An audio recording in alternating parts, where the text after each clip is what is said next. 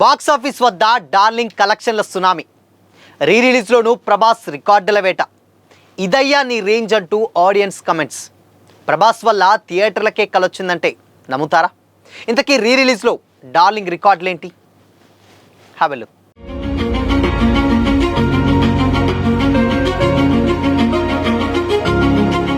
Hi, hello, welcome to Disha TV. Telugu cine ఇండస్ట్రీలో re release trend present ఇప్పుడు పీక్స్లో ఉంది. ఇప్పటికే ఎన్నో సినిమాలు రీ రిలీజ్ అయి థియేటర్లో సందడి చేయగా లేటెస్ట్గా pan India biggest super star act చేసిన క్లాసిక్ మూవీ డార్లింగ్ థియేటర్లోకి మరోసారి పలకరించింది.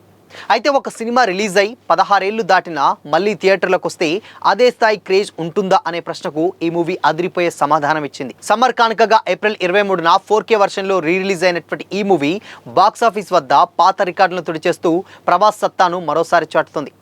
దాదాపు దశాబ్దన్నర కాలం తర్వాత వింటేజ్ ప్రభాస్ను చూసేందుకు బిగ్ స్క్రీన్పై అభిమానులు క్యూ కట్టారు. ఏప్రిల్ 23న ఉదయం నుంచే తెలుగు రాష్ట్రాల్లోని ప్రధాన నగరాల్లో థియేటర్ల వద్ద సందడి నెలకొంది. కటౌట్లకు పాలాభిషేకాలు, పేపర్ ముక్కల విసిరివేతలతో థియేటర్లు మారుమోగిపోయాయి. ముఖ్యంగా ఈ వింటేజ్ లుక్ కదా మాకు కావాల్సిందంటూ ఫ్యాన్స్ సోషల్ మీడియాలో పోస్టులు పెట్టడంతో డార్లింగ్ హ్యాష్ ట్యాగ్స్ ఇప్పుడు ట్రెండింగ్లోకి వచ్చేసాయి. కరుణాకరన్ మార్క్ టేకింగ్, జీవి ప్రకాష్ అందించినటువంటి ఎవర్గ్రీన్ మ్యూజిక్ మళ్ళీ థియేటర్లో ఆ మ్యాజిక్ రిపీట్ చేశాయి. డార్లింగ్ రీ రిలీజ్ వసూళ్లు ట్రేడ్ వర్గాలను సైతం ఇప్పుడు ఆశ్చర్యపరుస్తున్నాయి. కేవలం అడ్వాన్స్ బుకింగ్స్ ద్వారానే ఈ మూవీ రికార్డు స్థాయి టికెట్ సేల్ను నమోదు చేసింది.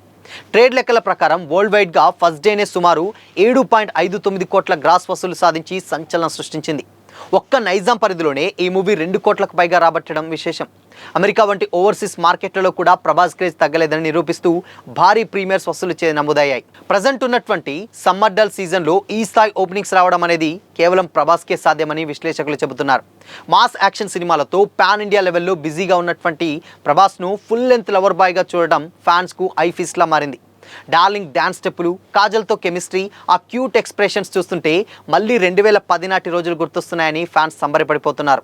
అప్పట్లో ఒక క్లాసిక్ హిట్గా నిలిచినటువంటి ఈ మూవీ ఇప్పుడు రీ రిలీజ్లోనూ ఒక బ్లాక్ బస్టర్ రేంజ్ రెస్పాన్స్ అందుకోవడం ప్రభాస్ తిరుగులేని స్టార్డమ్కు ఇదొక మరొక నిదర్శనంగా మారింది.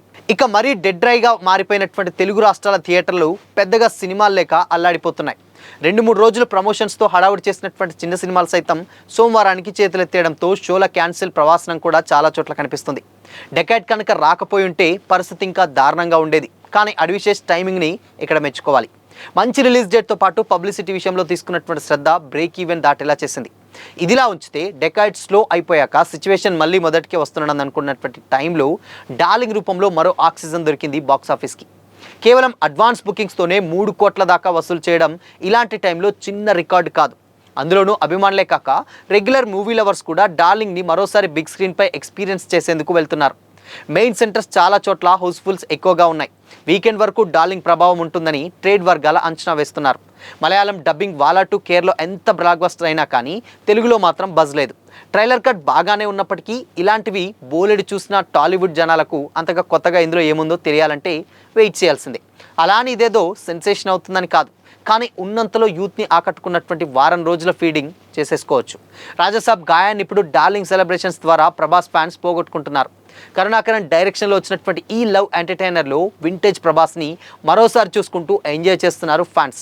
మాస్ సినిమా కాకపోయినా ఈ రేంజ్ రెస్పాన్స్ రావడం ఆ రేంజ్ తర్వాత డార్లింగ్కేనని చెప్పొచ్చు. కమర్షియల్ ఎలిమెంట్స్ అవసరమైనటువంటి మోతాదులో పెట్టడంతో మాస్ వర్గాలు కూడా బాగానే అట్రాక్ట్ అయ్యి వెళ్తున్నారు. చూడాలి మరి ప్రభాస్ ఫైనల్ నెంబర్ ఎంత నమోదు చేస్తాడు. ఎందుకంటే ఇప్పుడు ఉన్నటువంటి టైంలో డెఫినెట్గా థియేటర్స్ దగ్గర చాలా డ్రై వాతావరణం ఉన్నమాట వాస్తవం. ఇన్ఫ్యాక్ట్ ఇంకొక పెద్ద ప్లస్ ఏంటంటే ఈ టైంలో పెద్ద పెద్ద సినిమాలు రిలీజ్ అవ్వాలి. బికాస్ ఇక్కడ సమ్మర్ హాలిడేస్ ఉంటాయి అండ్ దాని తర్వాత స్కూల్స్కి కాలేజెస్కి చాలా ఫ్రీగా ఉంటారు. అందుకోసం పెళ్ళిళ్ళ సీజన్. సో ఇలా కంప్లీట్గా బాక్స్ ఆఫీస్ ఈజీగా కలకల్లాడిపోతుంది.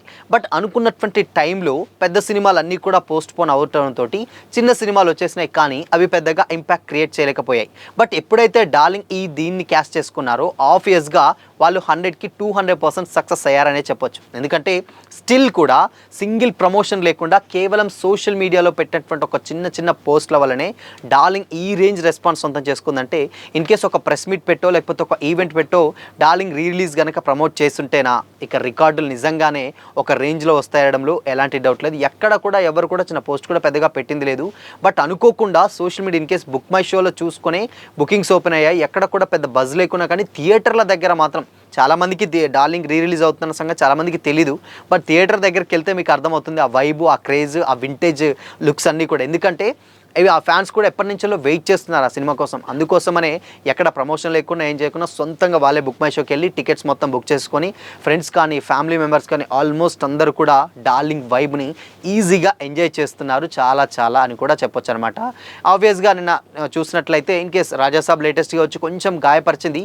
బట్ ఆ గాయాన్ని డార్లింగ్ తోటి వాళ్ళు ఫుల్ఫిల్ చేసుకునడంలో ఎలాంటి డౌట్ లేదు. బట్ ఇలాంటి డ్రై సీజన్లో ఎలాంటి ప్రమోషన్ లేకుండా ఒక సినిమా రిలీజ్ అయ్యి ఈ రేంజ్ కలెక్షన్ సాధించడం అనేది అది ఆషామాషి విషయం అయితే కాదు. డెఫినెట్గా ఇది ప్రభాస్ స్టార్డమ్కి మరొక నిదర్శనం అయితే చెప్పొచ్చు. సో మరి డార్లింగ్ రీ రిలీజ్ ఎక్స్పీరియన్స్ చేశారా? చేస్తే మీ ఒపీనియన్ ఏంటి? కామెంట్ చేయండి.